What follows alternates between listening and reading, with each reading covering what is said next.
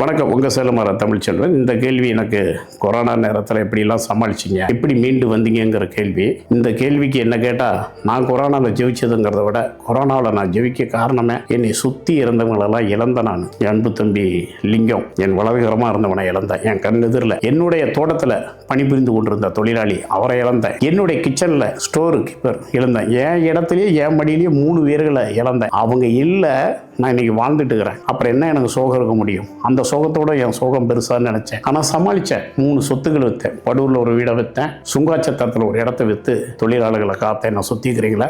இதுக்கு மேலே ஒரு உண்மையை சொல்கிறேன். மாடம் பக்கத்தில் நான் வாழ்ந்த வீடவே விற்றேன். தோண்டு போயிடல. நம்ம பார்த்து வாங்கின சொத்து, நம்ம கூடகிறீங்களே இறந்துட்டு இருக்கிறாங்க.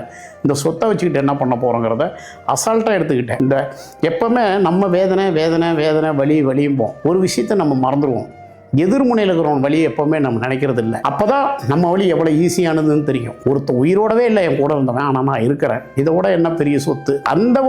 அந்த இழந்தவங்களை நினச்சி அவங்க இறந்து என்னை வாழ வச்சாங்கன்னு தான் சொல்லுவேன். அந்த உயிர்கள்லாம் எத்தனை ஜனங்க, எவ்வளோ நாட்டில் இழந்தோம், எவ்வளோ பேர் நம்ம கூட இல்லை, எவ்வளோ விஐபிங்க, எஸ்பி பாலசுப்ரமணியம் சார்லேருந்து எவ்வளோ பேர் கொரோனாவில் இறந்தாங்க. நினச்சி பார்க்க முடியுதா? எவ்வளோ அமெரிக்காவில் எவ்வளோ இழப்பு. அப்படிலாம் கூட இருந்த நண்பர்களெல்லாம் நம்ம இழந்து, குடும்பத்தில் இருக்கிறவங்களை இழந்து தவிச்ச அந்த உயிர்கள்லாம் எரிக்க முடியலைங்க. மிஷினை கொண்டு வந்து வீட்டிலேயே வச்சு, அது எவ்வளோ கொடுமை. வீட்டுக்கு வாசல்லையே ஒரு சிலிண்டர் வச்சுட்டு அப்படியே அந்த மிஷினில் தீய வச்சு அப்படியே பசுமாக்கி சாம்பலை எடுத்துக்கணும். 2வது, அழுவ முடியாது. யாரும் போய் கிட்டவங்க, உறவுக்காரங்க, தாய் இருந்த பிள்ளைகள் இருந்த தாய், யாருமே போய் கிட்ட அழுவ முடியாது. தொத்திக்கும் நமக்கும் அப்படின்னு. இது கூட கொடுமை. இந்த கொடுமையெல்லாம் பார்க்கும்போது என் கஷ்டம் எனக்கு ஒரு துரும்பா இருந்தது.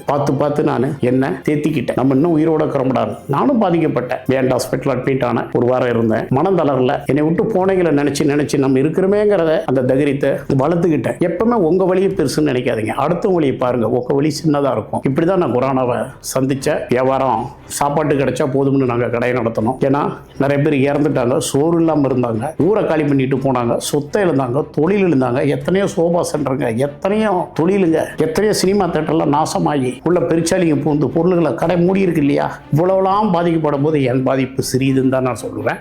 இப்படி தான் நான் கொரோனாவை கையாண்ட. பிறரை இழப்பை நான் நினைச்சு பார்த்தேன். என் இழப்பு குறைவு.